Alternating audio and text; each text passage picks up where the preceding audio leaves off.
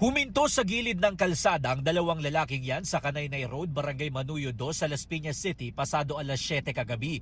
Maya-maya, biglang bumunot ng baril ang lalaking nakasando at malapit ang binaril sa ulo ang biktimang naka-t-shirt na puti.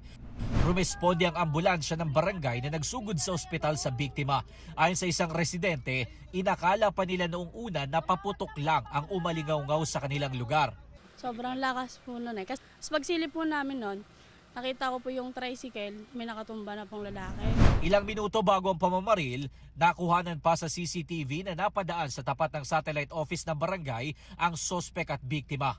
Pumunta kaagad kami sa police station, tapos dumiretso kami doon. Dito ang tama, tapos lumubo rito.